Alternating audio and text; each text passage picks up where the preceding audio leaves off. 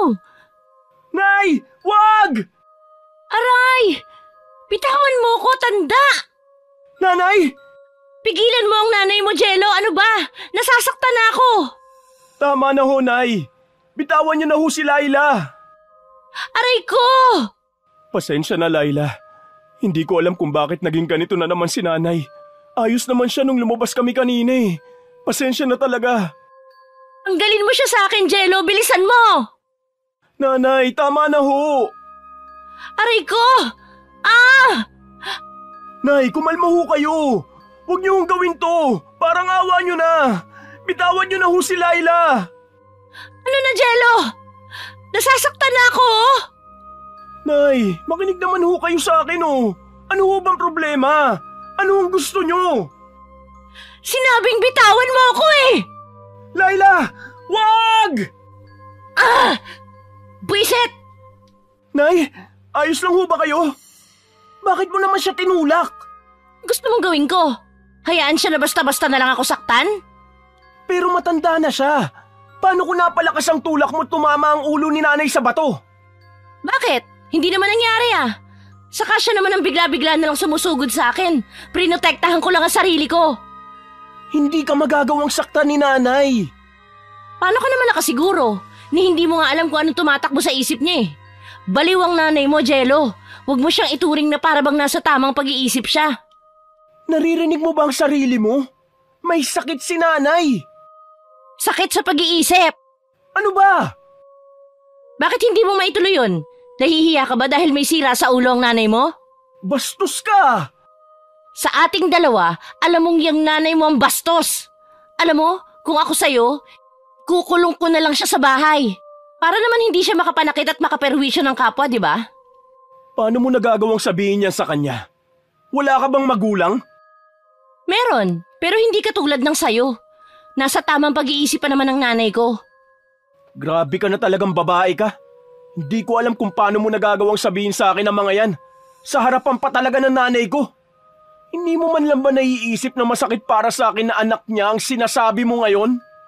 Saan ka nasasaktan, Jello? Sa katotohanan na baliw ang nanay mo o dahil nahihiya ka na may sakit siya? Ano bang pakialam mo? Hindi ka pa kasi isang ina kaya ganyan ka mag-isip. Pero sigurado ako na darating din ang araw kung saan mararamdaman mo rin ang sakit na mga sinasabi mo sa akin ngayon. Pag nagkaroon ka na ng sarili mong anak. Pero sisiguraduhin ko na hindi ako magiging katulad ng nanay mo, Jello. Nakakahiya! Wag na wag mong pagsalitaan ng ganyan ng nanay ko! Ano? Anong gagawin mo, Jello? Wala! Hindi naman mangyayari ang lahat ng ito kung binantayan mo lang ng maigi ang nanay mo eh. Binabantayan? Anong akala mo sa nanay ko? Hayop? Wala akong sinabi. Hindi ko alam kung anong ginawang pagpapalaki sa'yo ng nanay mo para maging ganyan ka. Wag na wag mong kukwestiyonin ang pagiging ina sa akin ni nanay. Hindi mo alam kung anong paghihirap ang pinagdaanan niya. Mapalaki lang ako. Paghihirap? Naririnig mo ba ang sinasabi mo sa akin ngayon? Siguro nga paghihirap ang nararanasan niya ngayon. Pero hindi man lang ba pumasok sa isip mo kung bakit siya naging ganyan? Pinaparusahan siya ng Diyos. Tingin ko nga tama lang na naging ganyan ang nanay mo eh. Hayop ka! Umalis ka sa harapan kung babae ka! Bago pa kita masaktan! Agad na tumakbo paalis si Laila matapos niyang makita ang seryosong mukha ng lalaki. Umuwi siya ng bahay at marahas na isinarado ang pinto dahil sa sobrang inis. Maaga pa kasi ng mga sandaling yon, mainit na talaga ang ulo niya. Dumagdag pa ang nangyaring pakikipagsagutan niya sa kanyang kapitbahay, kaya naman mas lalo lang nalukot ang mukha niya dahil sa matinding inis. Simula kasi nang lumipat ang kapitbahay niya malapit sa kanilang tinitirhan, mas lalong naging magulo ang buhay ng dalaga. Isang dahilan na doon ay ang ina ng kapitbahay niya na si Aling Mirna na may sakit sa pag-iisip. Nung una naman ay wala siyang naging problema sa mag-ina, pero habang tumatagal ay nagiging sanhi ang matanda ng matinding inis ni Laila sa hindi nito makatwirang dahilan. Likas kasi talaga sa babae ang magaspang nitong ugali, lalo na ang walang preno nitong bibig. Walang araw na hindi siya nakipagtalo sa mag-ina, hanggang sa sumobra na nga siya at nagalit na ang anak ni Aling Mirna na si Jello. Oh, ano nangyari sa'yo at parang magiging alo na yung noo mo sa kunot? Hindi nakakatawa, Gigi. Inis ka na naman, ano ba nangyari? Yung kapitbahay kasi natin eh. Yung kapitbahay na naman, ano bang ginagawa sa'yo? Nakakainis! Akalain mo, pagbantaan ba naman ako ni Jello na sasaktan daw niya ako kanina? Ang kapal ng muka! Pagbuhulin ko sila ng baliw niyang nanay eh. Ano? Imposible! Hindi naman magagalit yung si Jello nang walang dahilan. Teka, ano bang ginawa mo? Wala! Kilala kita, Layla. Ano bang ginawa mo? Wala nga akong ginawa. Sinabi ko lang naman na dapat bantayan niya ng maayos yung nanay niya. Ano? Teka, sinabi ko lang naman yun dahil bigla na lang ako sinugod nung matanda kanina. Inatake na naman siguro ng topak tapos ako yung unang nakita kaya bigla na lang ako sinabunutan. Nakakainis! Bakit naman magagalit si Jello ng dahil lang dun? Tama naman yung ginawa mo kasi inatake ka nga. Sinabi mo pa, siguro baliw na rin yung lalaking yun. Pinarusahan na rin yata ng Diyos dahil sa sama ng ugali. Yang bibig mo, Layla. Pati ba naman ikaw? Bakit? Totoo naman yung sinasabi ko ah. Hindi naman talaga masisira ang ulo ng nanay niya kung hindi yun pinaparusahan ng Diyos. Sinabi mo yun kay Jello? Oo. Kaya naman pala nagalit sa'yo eh. Kahit ako magagalit din kung harap-harapan yun na sinabi sa akin. Kasi naman, sino ka ba para sabihin na pinaparusahan ng nanay niya ng Diyos? May sakit yung tao, Layla. Nagsasabi lang naman ako ng totoo ah. Teka nga, sino ba talaga ang kinakampihan mo sa aming dalawa, Gigi? Ako ba o si Jello? Ikaw. Anong ako? Halos ipamukha mo na nga sa akin na ang sama ng ugali ko kay Jello kani-kanina lang. Ha? Hindi kaya? Sus, oo kaya. Basta, wala akong kinakampihan sa inyong dalawa. Ang sakin lang, mali yung ginawa mo dahil masakit para kay Jello na sabihin mo yun. Lalo na't nasa paligid lang pala yung nanay niya nang magtalo kayo. Mabuti pa humingi ka na lang ng pasensya mamaya. Ano? Bakit naman ako hihingi ng tawad sa lalaking yun? Ako na nga yung pinagbantaan at nasaktan dun sa nangyari. Anong gusto mong gawin? Hayaan na lang? May mali ka rin naman kaya lumala yung nangyari at nagalit sa'yo si Jello. Yan! Kinakampihan mo na naman yung lalaking yun. Wala akong kinakampihan sa inyong dalawa. Ewan ko sa'yo. Layla, kung gusto mong humingi ng tawad, di ikaw ang gumawa. Pero ako, hindi ako kakatok sa bahay na yon para lang magmukhang tanga. Muling tumayo si Layla at iniwan ang kaibigan na si Gigi para pumasok sa loob ng kwarto. Doon siya malakas na napabuntong hininga at pabagsak na nahiga sa kama. Ilang minuto rin siyang tumitig sa kisame bago muling bumangon. Tinatamad man, binuksan ni Layla ang tukador na malapit sa pwesto niya at kinuha doon ang cellphone sa katinawagan ng panganay nitong kapatid na si Mary. Hindi pa man tumatagal ng 3 ring ang cellphone nito, agad na narinig ni Layla ang mahinhin na boses ng kapatid mula sa kabilang linya. 7 taon ang pagitan ng edad niya sa dalaga at hanggang ngayon nananatili pa rin na walang asawa ang kapatid dahil sa pagiging pihikan. Kumpara kay Layla, ang kapatid niya na si Mary ay napakabait at mahinhin. Kabaliktaran ng magaspang at mabungangan niyang ugali. Pero ganun pa man, malapit ito sa isa't isa lalo na nang iniwan ang dalawa ng kanilang mga magulang. Hello?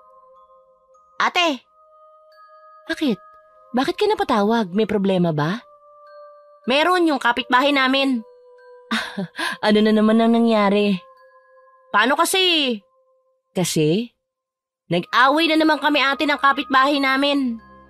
Tapos itong si Gigi, si Jello yung kinakampihan na naman. Nakakainis na. Hindi ko na itatanong kung ano yung nangyari dahil alam ko may mali ka rin doon. Kumalma ka na lang muna tapos kausapin mo si Gigi mamaya.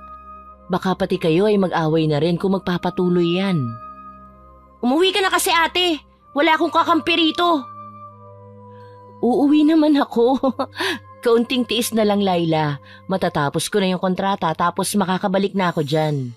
Sa ngayon, iwasan mo na muna ang gumawa ng kalokohan para wala kang maging kaaway.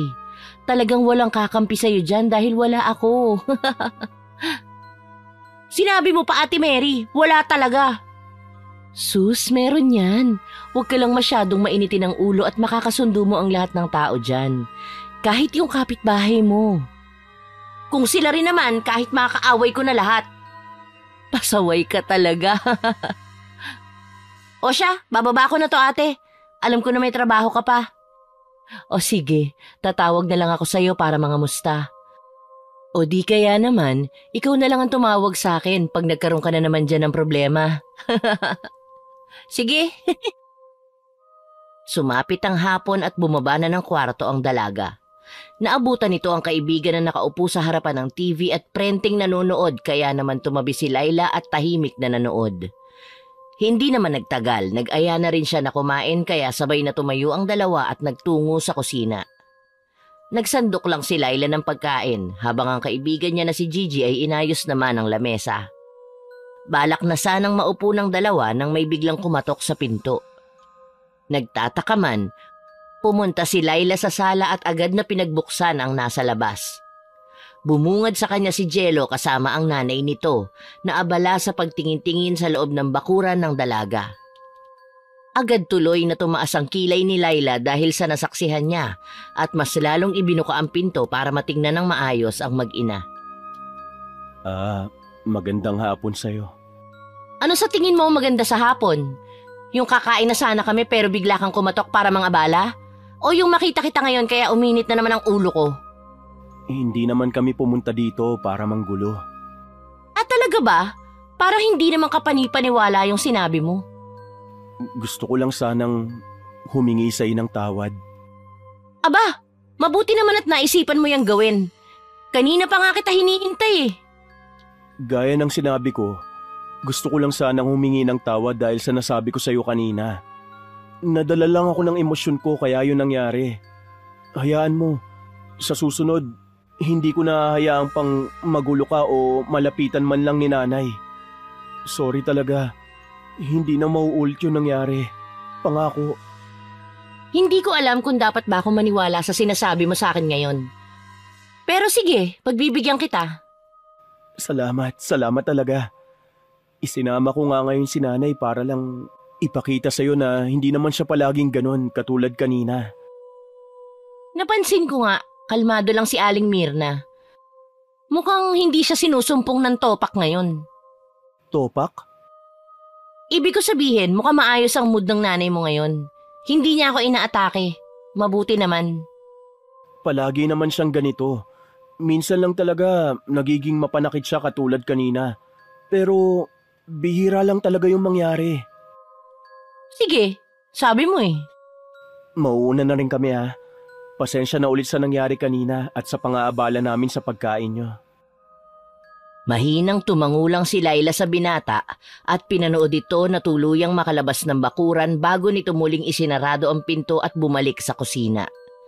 Dahil palubog na rin naman ang araw, hindi na rin nag-abala pa ang babae na lumabas ng bahay pagkatapos kumain at tumambay na lang ito sa loob ng kwarto hanggang sa tuluyan ng makatulog. Kinabukasan, hindi pa tuluyang sumisikat ang araw.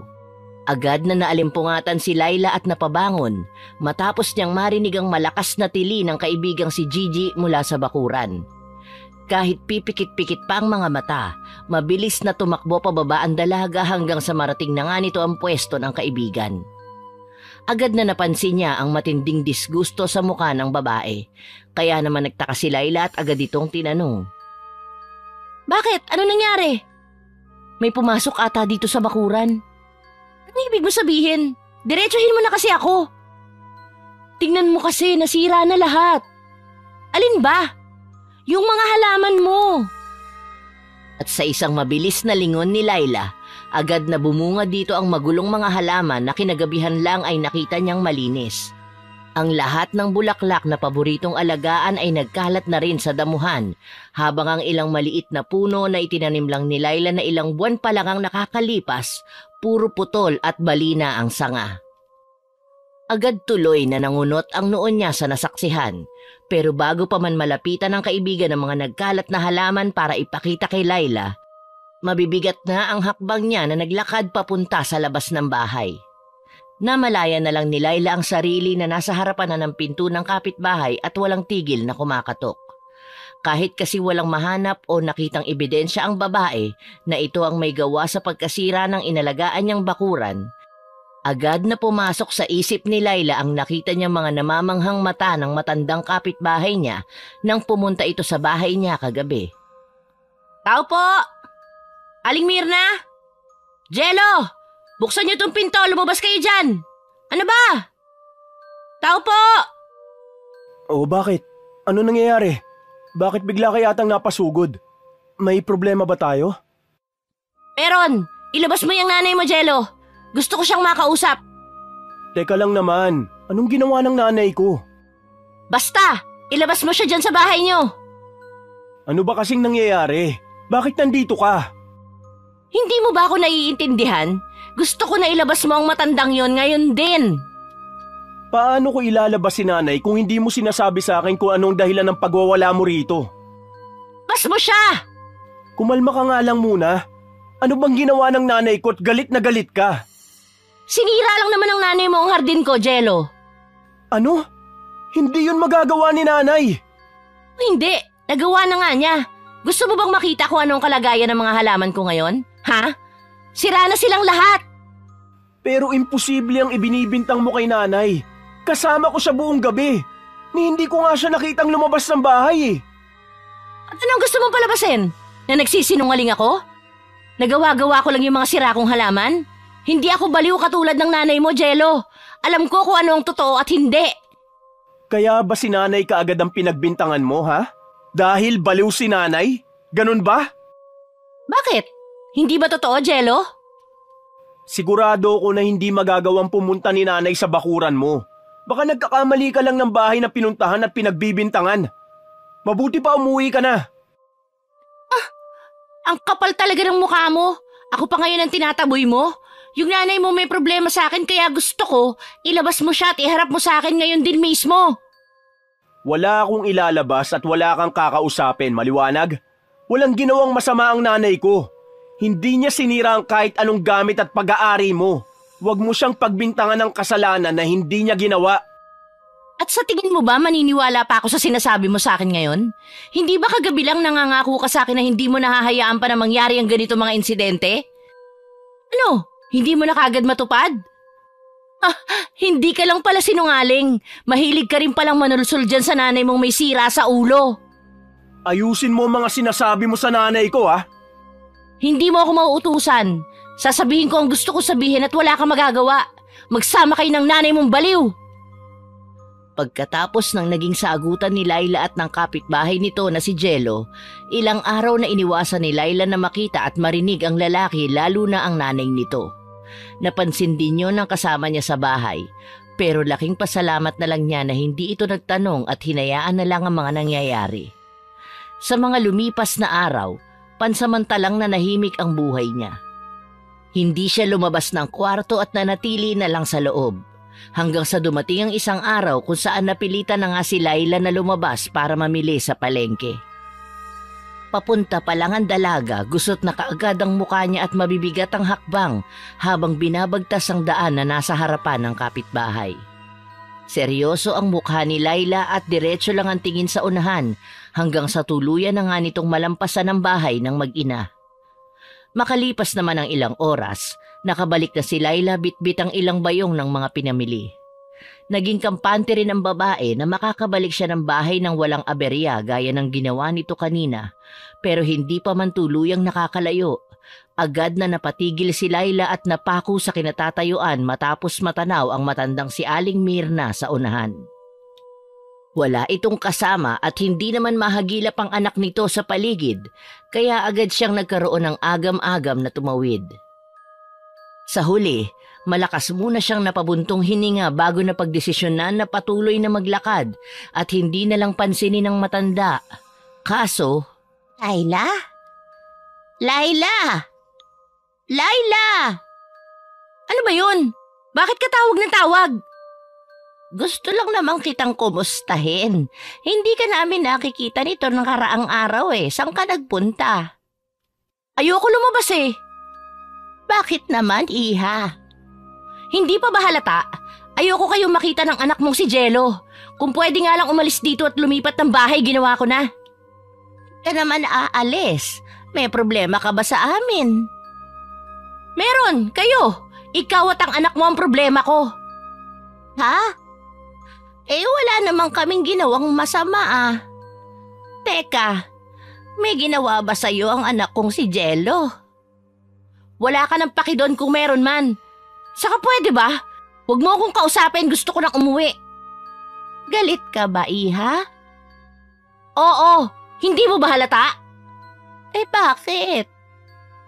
Ewan ko sa'yo, layuan mo na lang ako, baka mamaya niyan mahawa rin ako ng pagiging baliw mo. Tabi nga! Teka lang. Aray, ano ba?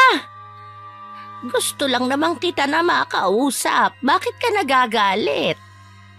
Bitiwan mo ako! Saglit lang naman, Layla. Nasasaktan na ako, ano ba? Aray! Anong ginawa ko? Bakit ka nagagalit? Bitiwan mo ako, baliw! Baliw? Hindi ako baliw. Ah! Wala akong sakit. Naiintindihan mo ba ako, Iha? Wala. Tulong! Ah! Nabitiwan ni Layla ang hawak niyang bayong at pilit na itinulak papalayo ang ina ni Jello. Pero mahigpit ang kapit ng matanda sa pulso niya habang paulit-ulit na kinukurot ang braso ng dalaga. Dahil mahaba ang mga kuko ng matanda, nagsimulang magdugo ang braso ni Layla.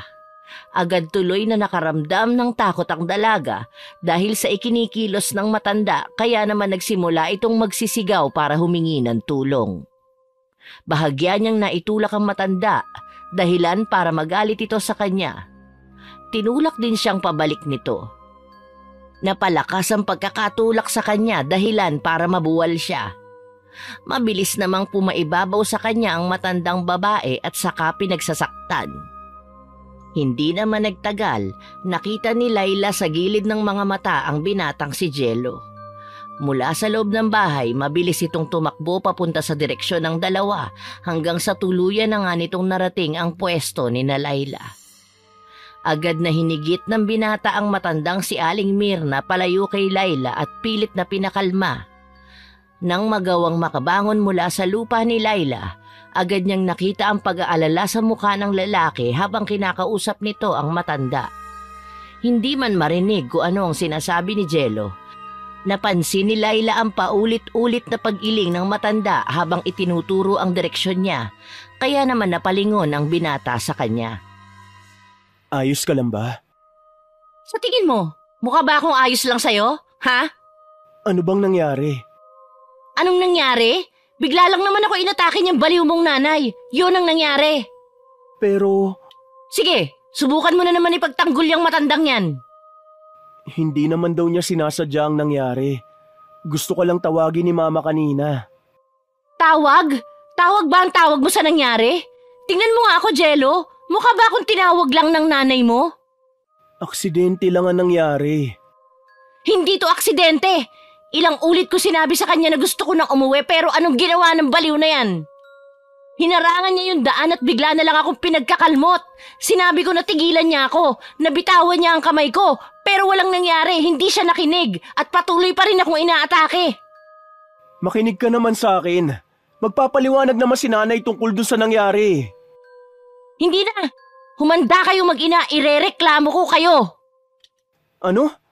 Bakit mo naman kami irereklamo? Teka lang naman, pag-usapan natin to. Baka pwede pang madaan sa maayos na pag-uusap bago ka magreklamo. Sawang-sawa na ako dyan sa nanay mong may sira sa ulo. Hindi ko nahahayaang para basta na lang ito lumampas. Makikita mo, Jello. Magbabayad kayo.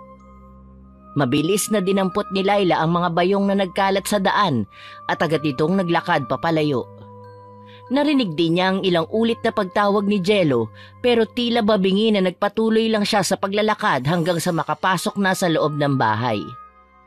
Ibinabalang niya ang mga bayong at agad na kinuha ang cellphone sa tukador. Tinawagan niya ang barangay tanod na kakilala niya at agad na inireklamo ang mag-ina dahil sa nangyari. Makalipas lang ang ilang oras, agad na tumating ang otoridad sa bahay ng dalaga. Doon tuluyang ibinahagi ni Layla ang buong pangyayari saka itinuro sa mga ito ang bahay ng mag-ina. Matapos mag-usap ng dalawang panig, Napagdesisyonan ni Laila na pagbayarin na lang ng pera ang mga ito para sa mga sugat na natamo niya dahil sa nangyari. Hindi man agad sumang-ayon ang binata sa gusto niyang kasunduan, sa huli ay wala pa ring nagawa ang mga ito at pumayag na lang din. Pagkatapos lumabas na mga otoridad sa loob ng kwarto na pinagtipunan ng mga ito, hindi napigilan ni Laila na lihim na mapangiti ng malapad dahil sa matinding tuwa. Ibibigay ko na lang sa iyo yung pera sa susunod na linggo. Anong sa susunod na linggo? Kailangan ko na yung pera kinabukasan. Kinabukasan? Wala pa akong perang maibibigay sa iyo sa ganung kaikling panahon. At kasalanan ko yun? Pwes maghanap ka ng trabaho at gumawa ng paraan. Anong tingin mo sa mga sugat ko? Basta na lang gagaling ng walang gamot? Pero hindi pa talaga kita mabibigyan ng pera kinabukasan. Wala akong pake. Ibigay mo sa akin bukas na bukas yung pera o ipadadala ko sa kulungan ng nanay mo. Mamili ka, Jello. Ang hirap naman ang ipinapagawa mo sa akin. Maghihintay ako bukas. Pero teka lang. Pwede ka nang lumabas ng pamamahay ko. Tapos na ang usapan natin. Bago tuluyang makalabas ng bahay ang lalaki, taas ang kilay na pinanood ni Laila ang bagsak nitong balikat habang tatawa-tawang umiiling dahil sa mga nangyayari. Sakalang din siya tuluyang bumalik sa loob nang hindi na makita ang lalaki sa labas. Pagpasok sa kusina, doon naman siya sinalubong ni Gigi. Nakakunot ang noo ng babae at puno ng pagtataka ang mukha, kaya naman mas lalong lumapad ang ngiti ni Laila at pabiru pa nitong tinapik ang balikat ng kaibigan habang mahinang tumatawa. Kinagabihan naman, nakahiga na si Laila sa kama niya nang biglang bumuhos ang malakas na ulan sa labas. Mula sa malaking bintana sa kwarto, nakita ng babae ang ilang kidlat sa labas na may kasamang malakas na ihip ng hangin. Balak na sana niyang isarado ang bintana para matulog nang bigla siyang mapatingin sa harapan ng bahay. Madiliman ang paligid, nakita ni Laila ang binatang si Jello na sumusugod sa gitna ng ulan at kumakatok sa labas ng pinto. Agad tuloy na nagtaka ang babae. Kaya naman bumaba siya at dumiretso sa sala para pagbuksan ito ng pinto. Kumusta? Oh, anong kailangan mo sa akin? Pasensya ka na ha. Pero hindi ko talaga magagawang magbigay sa iyo ng pera bukas eh. Nagkataon kasi na natanggal ako sa trabaho at bigla namang nagkasakit si nanay. Yung pera naman na hawak ko ngayon, ipambibili ko ng gamot niya. Kaya baka matagalan pa bago ako makapagbayad sa iyo nung hinihingi mo sa amin. Akin na yung pera mo. Ha? Akin na yung perang dala mo ngayon. Pero may sakit si nanay at ipambibili ko ito ng gamot niya at... Hindi mo ba ako naririnig? Sinabi kong akin na yung pera. Pakiusap, huwag ka namang ganito. Kailangan kong ibili ng gamot si nanay eh. Baka kung anong mangyari sa kanya kung... Ibibigay mo ba sa akin o hindi? Intindihin mo naman sana kami kahit ngayon lang. Kailangan lang talaga ni nanay itong perang hawak ko ngayon. Akin na yung pera. Wala akong pake kung kailangan niya ng nanay mo o hindi. Magpasensyahan tayo dahil kailangan ko rin ng pera ngayon. Ano ka ba naman? Ibibigay mo sa akin yung dala mo o magugulat ka na lang na hindi pa man tuluyang sumisikat ang araw eh. Nasa kulungan na ang mahal mong nanay. Anong gusto mo? Ngayon lang naman ako humihingi sa iyo ng konting pabor. Babayaran naman kita eh. Ngayon ko gustong makuha yung pera. Akin na, Jello. Ibigay mo na sa akin yung hinihingi ko. Pero... Bakas ang pag-aalinlangan sa mga mata, dahan-dahang iniabot ni Jello sa kamay ni Laila ang hawak nitong pera. Hindi na rin nagawa pang makapagsalita nito dahil agad na isinarado ng dalaga ang pinto matapos niyang tuluyang mahawakan ang iniabot nitong salapi. Hindi man sigurado kung nakaalis na ba ang kapitbahay nitong si Jello sa labas. Tuloy-tuloy nang umakyat si Laila sa kwarto niya at binilang ang pera na ibinayad ng lalaki sa kanya. Pagkatapos nung gabing yon, nabalitaan na lang ni Laila mula sa kaibigan nitong si Gigi na ilang araw nang sarado ang bahay ng mag-ina. Gustuhin man ng dalaga na alamin ang dahilan, nanahimik na lang ito at sikretong nagbunyi dahil sa balitang natanggap niya mula sa kaibigan. Makalipas naman ang ilang araw, habang abala si Laila sa paggagamot ng mga sugat niya sa braso, Nakarinig ang dalaga ng malakas na katok mula sa labas sa kabila ng malakas pa rin na buhos ng ulan. Dahil wala naman siyang ibang kasama at alanganin na ang gabi, tinatamad na tumayo ang babae at agad na binuksan ang pinto para sana bulyawan ng kumakatok. Pero biglang napatigil si Layla nang masaksihan niya si Jello. Diretso itong nakatayo sa harapan ng pinto at halos hindi na makilala dahil sa marumi nitong itsura. Jello, ano nangyari sa'yo? Haha, grabe, para kang pulubi. Layla, parang awa mo na, tulungan mo ko. Bakit? Kailangan mo ba ng pagkain? Ha? Baka naman pwede mo kong pahiramin muna ng pera. Maawa ka na. Kailangan ko lang talaga ngayon. Bakit? Ano ba nangyari sa'yo? Saka bakit kamukha ng patay gutom sa itsura mong yan? Inatake ng sakit sa puso si nanay. Kailangan niya madala sa ospital pero hindi naman siya tatanggapin ng mga doktor dahil wala kaming pera. Naku! Maawa ka na. Pahiramin mo naman ako kahit 1,000 lang. Babayaran naman kita kaagad pag nagkaroon na ako ng pera eh. Pasensya ka na, wala rin kasi ako ngayon eh. At kung meron man, hindi pa rin kita pahihiramin. Buti nga sa'yo, karma yan. Layla, huwag ka namang ganyan. Nag-aagaw buhay ng nanay ko. Pero inuuna mo pa rin talaga ang pagiging makasarili. Bakit? Ako ba ang may kasalanan kung bakit inatake ang nanay mo at kailangan dalhin sa ospital? Hindi! Parang awa mo na. Labas na ako sa mga problema mo na yan. Kung gusto mo talagang mabuhay ang baliw mong nanay, pues gumawa ka ng paraan. Sige na naman. Please. Umalis ka na rito. Wala akong maitutulong sa'yo. Sa ikalawang pagkakataon, muling pinagsaraduhan ng pinto ni Layla ang lalaki. Ilang ulit pa niyang narinig ang patuloy na pagkatok nito sa labas, pero nagmatigas ang dalaga at hindi ito pinansin. Nagpatuloy na lang siya sa paggagamot ng kanya mga sugat sa braso at pinanindigan ang hindi niya pagtulong sa binata sa kabila ng matinding pangangailangan nito. Pagpatak ng 6:00 ng umaga kinabukasan, naabutan na lang ni Layla ang kaibigan na nakauwi na at naghahanda na ng almusal. Tahimik ito na naupo sa harapan ng lamesa at balak na sanang kumain nang bigla siyang mapatigil sa pagsubo dahil sa balitang ibinahagi ng babae. Dahil sa matinding gulat, muntik pa siyang mabulunan bago pa man magawang ipaulit ang sinabi ni Gigi para makasigurado. Naaksidente raw si Jello kagabi. Ano? Paano nangyari yun? Hindi ko alam kung ano ang buong kwento pero ang sabi sa akin ng mga tindera sa labas, naghahanap raw yata ng taong malalapitan si Jello. Sakto naman ng mga oras na yun na malakas ang ulan, hindi nga raw nito napansin na may paparating pala na sasakyan sa kalsada. At nasagasaan siya. Oo, at nasa ospital nga raw ngayon at hindi pa rin gumigising.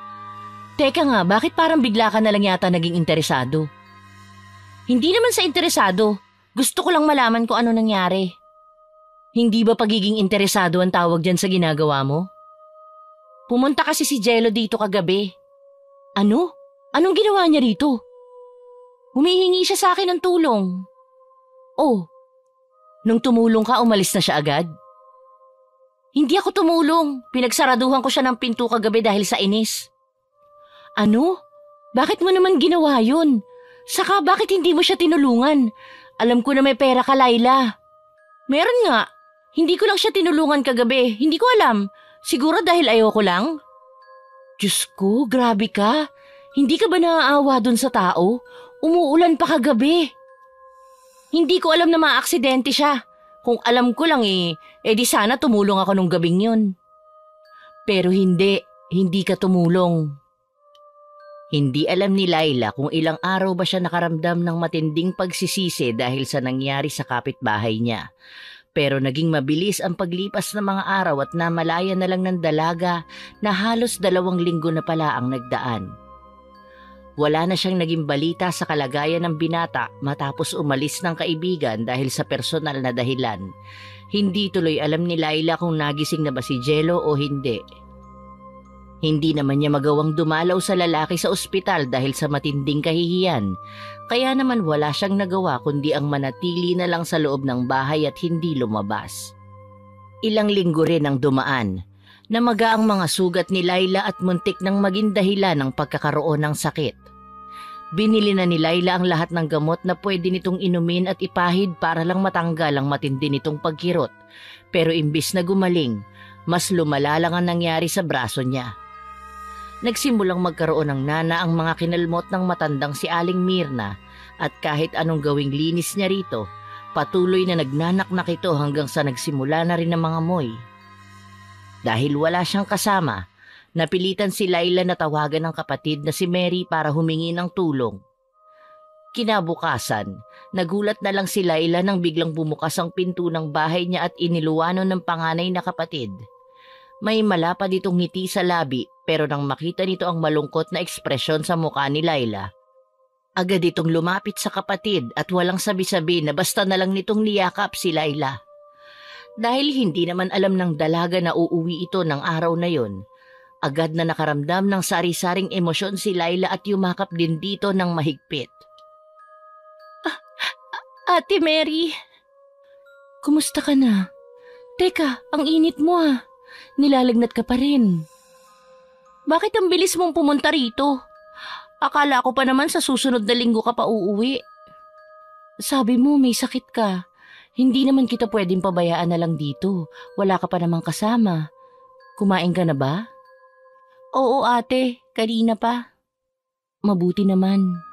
Yung gamot mo. Uminom na rin ako. Anong ginagawa mo kanina habang hindi pa ako dumarating? Ginagamot ko tong sugat ko ate. Anong sugat yan? Patingin nga. Ito oh. Diyos ko, ano nangyari dyan? Bakit naging ganyan na ang itsura? Saka wala ka naman nabanggit sa akin na may sugat ka. Nakamot ko lang yan ate, lumala na kaya naging ganyan. Halika at gagamutin ko.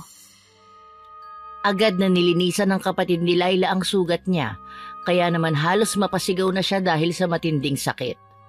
Gamit ang alkohol at bulak, pinunasan ng kapatid niya ang palibot ng sugat ni Laila. Balak pa lang sana niyang sabihin na magdahan-dahan lang ito sa pagdampi ng bulak nang mapansin niya ang biglang pagkunot ng noo ng kanyang kapatid habang nakatitig sa braso ni Laila. Hindi niya alam kung bakit pero nagulat na lang siya nang biglang higitin nito ang kanyang braso at biglang pinisa ang nana. Namamaga na kasi talaga ang sugat niya sa braso at halos hindi na nga makilala mula sa dati nitong itsura. Umalingaw-ngaw sa apat na sulok ng kwarto ang malakas na palahaw ni Laila dahil sa matinding sakit. Nagsimulang manubig ang mga mata niya hanggang sa tuluyan na ngang naluha dahil sa matinding sakit ng pagkapisa sa sugat niya sa braso. Ate, bakit mo yun ginawa? Ang sakit! May nakita kasi ako. Akala ko kung may anong gumagalaw sa loob kaya ako pinisa eh. Teka nga, patingin. Wag! Masakit nga! Titingnan ko lang naman, hindi ko nagagalawin, pangako. Aw! Ang sakit! Dali na, patingin ako. Huwag mo naman kasi basta-basta na lang pipisain, ate. Sabihan mo naman ako bago mo gawin. Shh! Manahimik ka. Ano bang tinitingnan mo dyan? Para kasi talagang may gumagalaw sa loob eh. Ha? Ano namang gagalaw dyan? Huwag mo nga akong takutin, ate. Hindi kita tinatakot. Ayun o, meron talaga. Ate, ano yun? Huwag kang gagalaw, pipisain ko yung sugat mo ha? Ano ba kasi yung nakikita mo? Basta, eto na ha, bibilang ako. Isa. Natatakot talaga ako. Dalawa. Biglain mo na lang ate. Tatlo. Aray! Mula sa hawak na bulak ng kapatid nitong si Mary, nakita ni Laila kasama ng naninilaw niyang nana ang isang maliit na insekto na kulay puti. Nang tingnan niyang mabuti ay sa kanya nakumpirma na uod yun. Bago pa man tuluyang matanggal ng sistema ng dalaga ang nakita niya, Agad na naagaw ang atensyon ni Laila matapos na biglang tumakbo ng kanyang kapatid na si Mary papunta sa banyo. Malayo man ang pwesto nito sa kinauupuan ng dalaga, dinig na dinig ni Laila ang malakas na pagduwal at suka nito dahil sa nakita.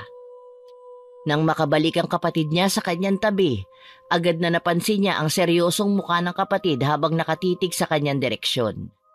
Balak pa lang sanang itanong ni Laila kung ano ang problema, nang bigla naman itong umimik na naging dahilan ng mabilisan na pananahimik niya dahil sa binitawang tanong. Sabihin mo nga sa akin ang totoo, ano ang nangyari sa'yo? Anong nangyari dyan sa sugat mo? Anong ibig mong sabihin, ate? Sinabi ko na sa'yo kanina. Kinamot ko lang to tapos bigla na lang lumala hanggang sa maging ganito na nga ang itsura. Huwag mong bilugin ang ulo ko, Laila. Hindi ako tanga. Ate Mary, ano ba talagang nangyari sa'yo? Yung totoo at hindi makasinungalingan na sagot sana. Makikinig naman ako sa'yo eh. May mga kalmot kasi yan, ate. Kalmot? Ng ano? Kalmot lang ng pusa. Pusa? Alam mo ba kung anong nangyayari sa'yo? Ha? Kaunting sugat lang naman to eh. Hindi yan basta sugat lang. Ate Mary, sugat lang talaga to, huwag ka mag-alala. Talaga ha? Ilang segundo na tinitigan si Laila ng kapatid bago dahan-dahang tumango ang babae. Kahit kasi namumutla na ang mukha ni Laila dahil sa matinding takot na malaman niya na nagsisinungaling siya, ayaw ipaalam ni Laila sa kapatid ang tunay na nangyari. Nag-aalala kasi siya na baka pati ang nag-iisa niyang kakampi ay makaramdam din ng pagkabigo, oras na malaman nito ang nangyaring pagtanggi ni Laila sa kapitbahay nitong binata na si Jello. Sa paglipas ng mga araw, mas lumala ang sakit na naramdaman ni Laila sa buong katawan. Nahirapan siyang bumangon sa kama, ni ang lumunok ng pagkain dahil sa iba't ibang kirot na pumapaloob sa buong katawan niya. Hindi naman nagtagal, mas lalong dumami ang masasakit sa katawan niya hanggang sa tuluyan na nga siyang nanghina dahil sa mga iniindang sakit.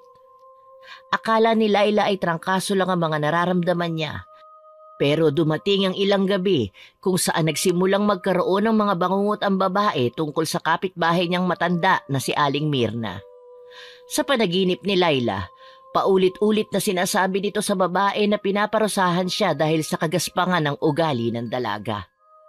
Gustuhin man tuloy na sabihin ni Laila sa kapatid ang mga napapanaginipan niya tungkol sa matanda, na nahimik na lang siya at isinikreto ang tungkol sa bangungot. Wag! Wag! Parang awa mo na, hindi ko alam. Hindi ko sinasadya. Patawarin mo ko. Patawad! Laila, binabangungot ka. Bitiwan mo ko, hindi ko sinasadya yung nangyari. Hindi ko intensyon na mangyari yun kay Jello. Laila, gumising ka. Bakit mo to ginagawa sa akin? Hindi ko naman alam na mangyayari yun. Laila, gising. Huwag mo nga akong takutin ng ganito. Gumising ka. Akala ko hindi ka na magigising. Tinakot mo ko. Ate Mary. Shh. Ayos lang ang lahat. Panaginip lang yon at hindi yun totoo. Natatakot ako. Tahan na, nandito lang si ate. Pagkatapos ng nangyari, ilang gabing pinigilan ni Laila na makatulog sa takot na muli siyang bangungutin. Kahit kasi hindi siya naniniwala sa mga nakikita at nagpapakita sa panaginip niya, hindi pa rin maiwasan ni Laila na makaramdam ng takot, lalo na at kasindak-sindak naman talaga ang Aling Mirna na nakikita niya sa panaginip.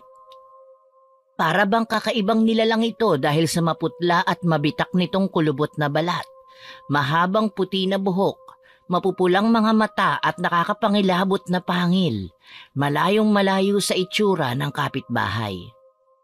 Patuloy na nagmatigas si Laila at kahit mas lumalala lang ang sugat niya sa bawat araw na lumilipas, hindi pa rin niya sinabi sa kapatid ang tunay na nangyari. Habang patagal tuloy ng patagal, Mas lalong nagiging parang lantang gulay ang katawan niya na ipinag-alala ng kanyang kapatid na si Mary. Naging mahina rin ang kain ni Laila at lahat ng isinusubo ng kapatid niya sa kanya ay agad din naman niyang iniluluwa. Hanggang sa dumating ang isang araw kung saan nakaramdam ng kakaibang pagod at sakit sa katawan ng dalaga. Nagsimulang magsuka si Laila at ang lahat ng inilalabas niya ay puro itim na tubig na may kasamang insekto.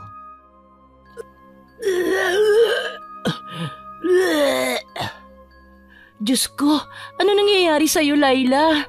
Kailangan na ba kitang dalhin sa ospital? Sumagot ka! Ang sakit! Ano bang nangyayari? Bakit ganyan? Bakit kakaiba ang mga sinusuka mo, Laila? Tinatakot mo ako. Ate, mamamatay na ba ako? Ano? Hindi! Walang mamamatay. Kailangan lang kita madala sa ospital at gagaling ka na rin kaagad. Hindi nila ako magagamot. Anong ibig mong sabihin?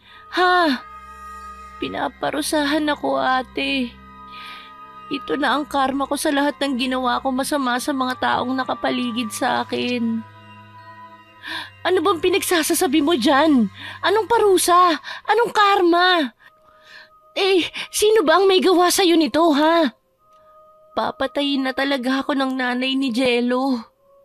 Nanay ni Jello? Yung kapitbahay niyo? Siya ang may gawa nito sa akin, ate. Pinaparusahan ako ni Aling Mirna dahil sa mga ginawa ko sa kanila. Nabarang ka? Parang gano'n na nga. Mamamatay na ba ako, Ate Mary? Hindi! Bumangon ka dyan. Kailangan nating pumunta sa kapitbahay mo. Kailangan niya matanggal ang barang mula sa'yo. Bumangon ka! Nang hihina man, agad na tumayo si Laila mula sa kinahihigaan niya at sa tulong ng kapatid, nagawa nilang makalabas ng bahay. Nahihirapan man na maglakad, narating nila ang harapan ng bahay ng mag-ina, kaya agad na kumatok doon ang kapatid ni Laila. Ilang ulit din ito na tumawag ng tao mula sa loob, pero nananatiling sarado ang lahat ng bintana at pinto ng bahay, kaya naman gamit ang natitirang lakas ni Laila sa katawan. Lumapit siya sa harapan ng pinto ng bahay at basta na lang iyon itinulak. Nagulat tuloy ang kapatid niya sa nangyari at pilit na pinipigilan si Laila na basta na lang pumasok sa loob. Pero huli na ang lahat dahil paglingon ng magkapatid, sinalubong sila ng matanda na mula sa madilim na bahagi ng bahay. Alanganin man ang oras noong mga sandaling yon, agad na naaninag ni Laila ang kakaibang itsura ng matanda mula sa dilim. Katulad ng matanda sa panaginip niya, nakakatakot din ang itsura ng matanda kaya naman agad siyang nakaramdam ng takot.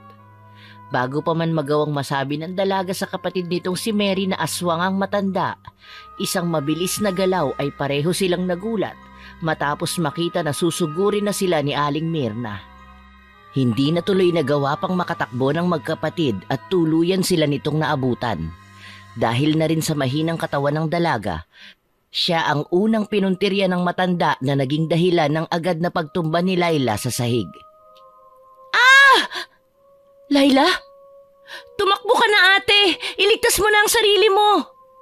Hindi kita iiwan dito. Magkasama tayong uuwi. Tumakbo ka na! Ah! Bitawan mo ang kapatid ko!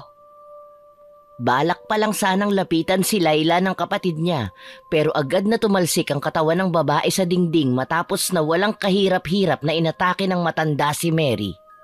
Naging mabilis ang pangyayari kaya naman nanlaki na lang ang mga mata ni Laila matapos niyang mapanood ang nangyari. Pilit siyang sumigaw pero para bang nawala na ng malay ang kapatid dahil hindi na ito gumalaw o sumagot sa ginawang pagtawag ni Laila. Kagaya ng palaging pumapasok sa bangungot ng dalaga, may kakaibang lakas ang matanda kaya hindi ito nahirapan na agad na masaktan ang nanghihinang katawan ni Laila. Kahit anong pilit na manalaban dito ng babae, wala pa ring naging panama ang lakas niya sa mga mahihinang hampas na ginawa ni Laila. Habang patuloy siyang hinihigit sa pinakamadilim na bahagi ng kwarto, wala siyang nagawa kundi ang magsisigaw. nagsimula ring tumulo ang luha niya dahil sa matinding takot. Kaya bago pa man tuluyang may mangyaring masama sa sarili, ginamit na niya ang lahat ng natitirang lakas sa katawan at muling tinawag ang kapatid. Ate Mary! Ate, gumising ka! Tulungan mo ko, parang awa mo na! Ikaw na lang ang natitira kong pag-asa dito! Gumising ka! Ate, gising! Layla? Ate! Ate! Ililigtas kita. Gagawa ako ng paraan. Ate Mary, tulungan mo ako! Ah! Layla! Anong nangyari? Nasaan ka? Layla! Naramdaman na lang ni Layla ang malakas na pagbagsak ng katawan niya sa sahig kasabay ng biglang pagkirot ng ibabang bahagi ng tiyan. Gamit lang ang kaunting liwanag na nagmumula sa hindi matukoy na direksyon.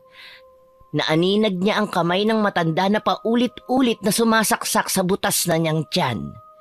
Ang mainit at malansa niyang dugo ay dahan-dahang bumasa sa laylayan ng damit niya hanggang sa tuluyan nang mabasa si Layla ng sariling dugo. Gustuhin man niya na sumigaw para matagpuan siya ng kapatid, nanuyo ang lalamunan ni Layla at hindi na niya nagawa pang makabuo ng kahit na anong tunog, lalo na nang muling tumarak ang matutulis na kuko ng matanda sa ibang parte ng kanyang katawan. Ang sigaw tuloy na gustong kumawala sa bibig niya ay naipon lang at lumabas ang isang mahinang ungol na kahit si Layla ay hindi sigurado kung may nakarinig ba. Aray ko! Tama na ho! Layla, nasaan ka? Parang awa mo na, Aling Mirna. Tigilan niyo na ho kami ng kapatid ko. Hindi ko naman ho sinasadya ang nangyari. Patawarin niyo ho ako. Layla! Paulit-ulit na ibinulong ni Layla sa matanda ang paghingi niya ng tawad, pero para bang nabingi ang aswang at nagpatuloy pa rin ito sa pagsaksak sa katawan niya nang walang kalaban-laban.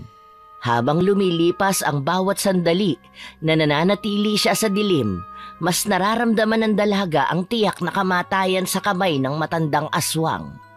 Hindi man kasi aminin ng babae, natatakot na talaga siya ng mga oras na yun at gusto na lang niyang tumakbo papalayo kasama ang kapatid. Habang patuloy na naglalabas-masok ang mahahabang kuko ng aswang sa katawan ni Layla, tuluyan ang namanhid ang parte ng katawan niya. At hindi na niya naramdaman ang bawat pag-ulos ng matanda gamit ang kamay nito sa loob ng nagdurugong sugat ng dalaga. Unti-unti rin na bumagal ang tibok ng puso ni Layla habang patuloy niyang pinakikinggan ang walang tigil na mga sigaw at pagtawag ng nakatatanda niyang kapatid sa hindi kalayo ang direksyon. Kahit anong pilit kasi niya na sumigaw, tila ba tuluyang sumuko na ang katawan niya at tanging pagbulong na nga lang ang nagagawa ni Layla. Idinadaing niya ang kakaibang sakit na nararamdaman ng mga oras na yon. Tulong! Tulungan niyo kami! Layla, parang awa mo na! Sumagot ka! Kailangan kitang mahanap! Kailangan nating umuwi ng magkasama paalis sa lugar na ito! Ate, nandito ako. Nasaan ka ba? Sumagot ka naman sa akin! Parang awa mo na! Tama na ho. Tama na. Gusto ko na hong umuwi kasama ng kapatid ko. Tama na ho, Aling Mirna. Layla? Bunso! Sumagot ka sa tawag ko. Paano kita mahahanap? Patawarin niyo na ho ako. Hindi alam ni Layla kung gaano nakatagal na siyang inaatake ng matanda, pero naramdaman na lang niya ang matinding panghihina matapos namang maramdaman ang pagsipsip ng matanda sa dugo niya mula sa sugat sa kanyang leeg. Gustuhin man ni Layla na manatiling gising at may kamalayan sa mga nangyayari, ang ginawang pagkagat at pagsipsip ng matanda sa katawan niya ay ang nagpahinto sa natitirang lakas ng babae. Dahan-dahang sumara ang talukap ng mga mata ni Layla.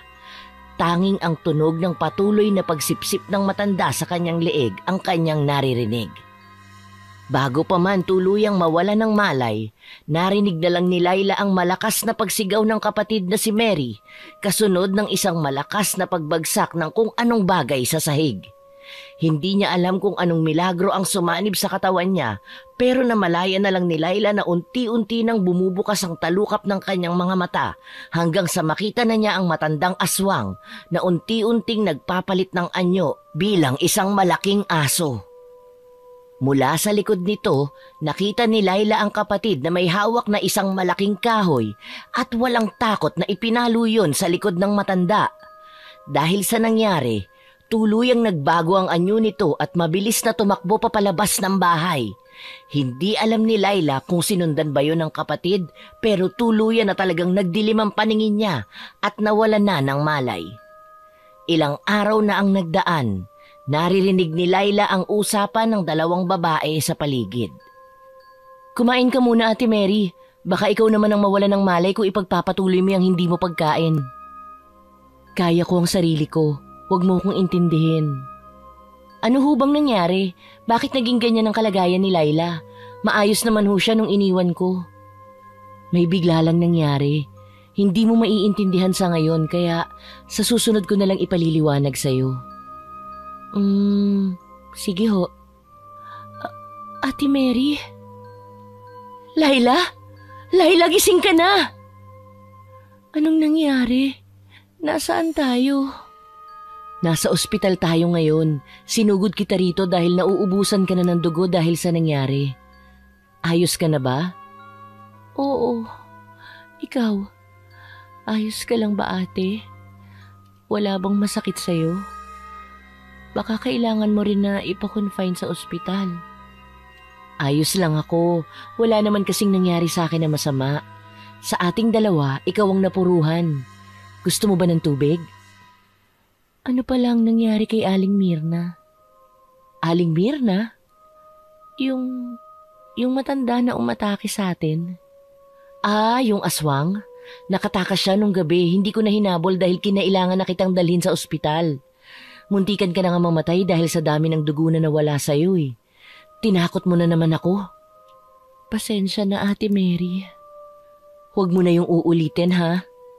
Hindi na. Yung tungkol pala dyan sa sugat mo, mukhang hindi kayang magamot ng mga doktor kaya kailangan mong makalabas ka agad dito para madala ka namin sa isang magaling na albularyo. Albularyo? Para saan?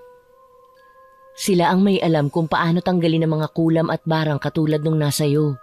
Magagaling sila kaya huwag kang mag-alala. Talaga? Oo. Teka nga, huwag mong sabihin na ngayon ka lang nakarinig ng ganun. Ngayon nga lang, hindi naman kasi ako naniniwala sa mga ganun. Kaya nga kailangan mo magpagaling na dahil kailangan pa kitang dalhin doon. Sige, bibilisan ko. Hindi ako nagbibiro, Laila. Oo na ate, seryoso na. Gaya ng napag-usapan ng magkapatid, naging mabilis nga ang paggaling ni Laila makalipas lang ang ilang linggo. Unti-unti nang gumaling ang tahi niya sa tagiliran, pero ang mga sugat sa braso na gawa ng matanda ay nanatili pa ring sariwa. Sa tulong naman ng kapatid niya at kaibigan na si Gigi, madali niyang narating ang bahay ng isang kilalang albularyo sa lugar nila. Dahil malayo ang bahay sa kabihasnan, hindi napigilan ni Laila na makaramdam ng kaunting takot. Bigla kasing pumasok sa isip niya ang itsura ni Aling Mirna na tumatak sa isip ng babae bago pa man siya tuluyang mawala ng malay noon. Hindi lang kasi sugat at peklat ang iniwan nito sa dalaga, kundi trauma na rin at nerbiyos na palagi niyang nararamdaman lalo na sa tuwing sumasapit ang gabi. Dahil abala si Laila sa pag-iisip, hindi na niya namalayan ang pagdating ng isang matandang lalaki sa kanyang harapan. Kaya naman gano'n na lang ang gulat niya matapos niyang mapansin na may tao na pala sa kanyang harapan. Ang unang nakipag-usap dito ay ang kapatid niyang si Mary at ang tanging ginawa na lang ni Laila ay ang maghintay hanggang sa tuluyan na nga nitong simulan ng orasyon at ang pagdadasal nito sa kanyang noo at sa iba't ibang parte ng katawan. Hindi na namalayan pa ng dalaga kung ilang oras ang ginugol nila sa loob ng bahay ng matanda Pero bago pa man sumapit ang pananghalian, ay agad na rin silang nakabalik sa kanilang bahay dala ang sari-saring bato at langis na ibinigay ng albularyo. Kamusta ang pakiramdam mo, Layla? Medyo ayos na naman ako. Hindi na ganun katindi ang sakit nito mga braso ko simula nung pumunta tayo sa albularyo. Mukhang tama ka, Ate Mary. Magaling nga yung matanda. Sinabi ko naman kasi sa'yo, magaling yon, ayaw mo lang maniwala. Ano nga pala ang pinag-uusapan nyo ng matanda kanina? Bakit ang tagal mong lumabas at sumunod sa amin ni Gigi? Ipinaliwanag pa kasi sa akin ng albularyo kung ano at gaano kalakas ang nambarang sa'yo. O anong sabi? Isang huklubang bruha daw ang nambarang sa'yo. Kumpara sa ibang mambabarang, mas malakas sa mga huklubang bruha dahil nagagawa nito ang nagagawa ng ibang aswang. Kaya naman baka daw matagalan bago ka tuluyang gumaling. Araw-araw nga tayong pinababalik ng albularyo eh. Pero gagaling daw ako. Ano ba namang klaseng tanong yan, Layla? Oo, malamang. Kaya ka nga namin dinadala doon, di ba? Para gumaling ka kaagad, lalo na yung mga sugat mo sa braso. Hindi ko alam kung bakit ginawa ito sa'yo ng bruha na yun. Ito na nga ang parusa ko, ate. Ang parusa ng hukluban. Ni hindi nga ako nagtaka kung bakit ito ginawa sa akin. Alam ko kasi na may mali talaga ako. Pero kahit na, hindi naman porket may mali ka, sila na ang magpaparusa sa'yo. Tao lang naman din sila at hindi Diyos. Ang mahalaga, alam mo na ngayon sa sarili mo na nagkamali ka. Tingin mo ba, ate? Mapapatawad pa ako ni Jello? Sinong Jello? Yung anak ba ng aswang na yun? Ate, itinatanong ko lang naman. Oo, anak siya ni Aling Mirna. Pero mabait naman si Jello. Ako lang talaga yung may problema sa aming dalawa kaya umabot tayo sa ganitong sitwasyon. Mas mabuti siguro kung magpapagaling ka muna bago ka bumalik sa Jello na yon para humingi ng tawad. Mas maganda kung pareho kayong malakas at nasa kondisyon ng mga oras na yun. Siguro nga tama ka, Ate Mary. Magpapagaling muna ako bago ko siya balikan. Tama. Baka abutin pa tayo ng ilang buwan sa pagpapagaling mo eh. Mas maganda kung ngayon pa lang pag-isipan mo na kaagad kung ano ang sasabihin mo sa kanya. Para pagdating ng tamang oras, alam mo na kung anong sasabihin mo. Sige ate. Huwag kang mag-alala. Kung hindi ka man niya agad na mapatawad, sasamahan kita na pumunta sa bahay ng lalaking yun at tutulungan kita hanggang sa magawa ka na nga niyang tanggapin. Makalipas ang 4 na buwan ay patuloy pa rin na bumabalik sina Layla sa albularyo para ipatanggal dito ang barang na ginawa ng huklubang bruha. Matagal man ang naging proseso, sa huli ay gumaling na rin si Layla at natanggal na ng tuluyan ang barang na ibinigay ni Aling Mirna sa kanya para pahirapan ito. Pagkatapos sabihin ng matanda na magaling na siya, agad na silang umuwi ng bahay. Nag-ayos lang ng kaunti si Layla at dumiretso na rin siya papunta sa direksyon ng kapitbahay na si Jello. Matapos kasi niyang mabalitaan na lilipat na ito ng bahay sa Makalawa, nataranta kaagad siya sa takot na baka hindi na niya maabutan ng lalaki. Laking pasalamat naman ni Layla nang gumaling na nga ito. Ilang linggo pa man tuluyang makaalis si Jello. At gaya ng nabuo niyang plano sa loob ng 4 na buwan, hindi na nagpaligoy-ligoy pa ang babae at agad na pinuntahan si Jello. Malayo pa man sa mismong bahay, natanaw na kaagad ni Layla ang saradong bintana at pinto ng bahay na agad na nagpakaba sa kanya. Akala kasi niya ay wala ng tao sa loob. Pero dahil may nagsasabi sa kabilang sulok ng isip niya, nilakasan ni Layla ang loob at malakas na tinawag ang pangalan ni Jello. Magandang tanghali, Jello. Layla? Layla? Ako nga. Bakit parang gulat na gulat ka naman yata? Hindi ko inaasahan na makikita kita dito. Ako nga dapat ang magulat dahil nakita kita rito. Matagal na kaya kitang hinahanap. Hinahanap mo ko? Hindi si nanay? Isa na rin ang nanay mo pero ngayon, ikaw talaga ang sadya ko. Bakit? Gusto ko lang humingi sa'yo ng tawad dahil sa lahat ng nasabi at nagawa ko sa'yo noon, pati na rin sa nanay mo. Alam ko na hindi sapat itong sinasabi ko ngayon pero sana naman. Sana magawa mo akong mapatawad lalo na nung panahon na pinagsaraduhan kita ng pinto sa kabila ng pagkakaroon ko ng kakayanan na matulungan ka. Pinagsisihan ko talaga yung nangyari nung gabing yun, maniwala ka, Jello. Hindi mo alam kung gaano kasama at kabigat ang nararamdaman ko, lalo na nung sabihin sa akin ni Gigi na naaksidente ka daw nung gabing yun. Kung alam ko lang, Jello, tinulungan talaga kita. Shh, ayos na sa akin yun. Kinalimutan ko na rin naman kasi yung nangyari. Hindi ako nagtanim ng samaan ng loob sa'yo. Alam ko naman na nagawa mo lang yun dahil sa mga hindi natin pagkakaintindihan noon. At masaya ako na nagagawa mo na ngayon na matanggap ang mga pagkakamali mo, Layla. Hindi ka ba galit sa akin? Hindi. Sa katunayan nga niyan, nahihiya pa ako sa'yo dahil sa ginawa ng nanay ko. Alam mo ang tungkol doon? Oo, pero huli na bago ko pa man malaman. At ang nanay mo, nasa na siya ngayon? Nasa ibang lugar na siya ngayon. Hindi ko alam kung saan pero alam ko na malayo yun. Lumayo si nanay dahil sa nangyari at sa ginawa niya sa'yo. Ako na ang humihingi ng tawad sa'yo para kay nanay. Ginawa lang naman niya yun dahil sa akin eh. Alam ko, ang totoo niyan, naiintindihan ko naman kung bakit nangyari ang lahat ng yun sa akin. Tama lang siguro na pinarusahan ako ng nanay mo para matuto ako, katulad ng nangyari sa akin ngayon. Mabuti pa, kalimutan na lang natin ang lahat na nangyari. Aalis na rin naman ako dito sa lugar niyo kaya mas mabuti kung ngayon pa lang. Huwag mo nang bigyan ng espasyo sa isip mo nangyari. Alam ko na mahirap gawin yon dahil sa mga naranasan mo sa kamay ng nanay ko. Pero gusto kong dumating ang araw na mabura mo na lahat ng nangyari noong gabing yun sa utak mo. Walang tao ang dapat makaranas ng mga naramdaman mo. Siguro nga. O siya, aalis na ako. Kailangan ko pa kasi na maghakot ng mga gamit papunta sa jeep. Baka iwanan ako. Sige, mag-iingat ka ha. Ikaw rin. Mag-iingat ka palagi, Layla. Hindi maiwasan ni Layla na mapangiti habang tinatanaw niya ang likod ng binata habang naglalakad papalayo. Pagkatapos kasi niyang makipag-usap sa lalaki, agad na nakaramdam ng matinding gaan sa dibdib si Layla. Para bang may kung anong bagay doon na natanggal matapos sabihin ng lalaki na kinalimutan na nito ang lahat dahil napatawad na nito ang mga nagawang kasalanan ni Layla. Habang binabagtas niya ang daan pa uwi, hindi maalis sa labi niya ang matamis ng ngiti na agad na napansin ng mga kasama niya sa bahay. Lalo na ng kapatid niya na si Mary. Hindi man niya sabihin sa dalawang babae kung anong nangyari sa naging usapan nila ni Jello. Sa uri pa lang ng ngiti na ibinibigay niya sa dalawa ay agad nilang naisip na naging maayos ang usapan ng dalawa. Gaya rin ng sinabi ni Jello kay Layla, agad nang kinalimutan ng dalaga ang lahat ng nangyari ng gabing yun.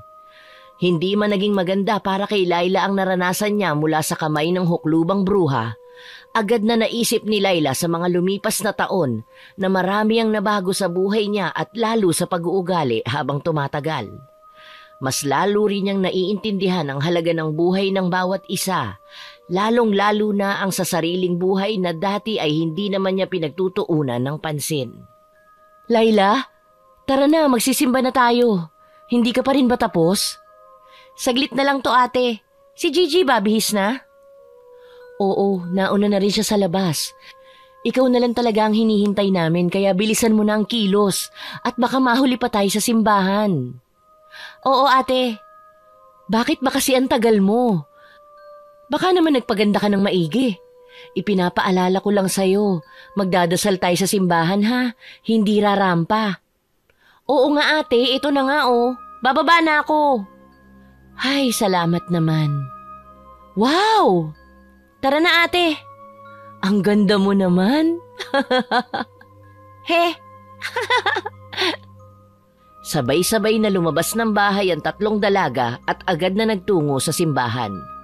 Linggo-linggo na kasi ang mga ito na nagsisimba, mas lalong naging malapit si Mary sa kapilya.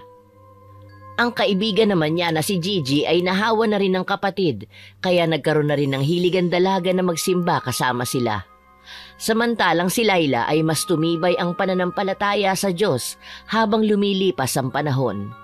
Napag-isip-isip kasi niya na hindi lang mga agimat ang pangontra ang kailangan nila para mailigtas ang sarili mula sa mga aswang, kundi ang Diyos mismo. Naging aral para kay Layla ang bawat peklat, bangungot at karanasan na nangyari sa kanya sa mga lumipas na taon.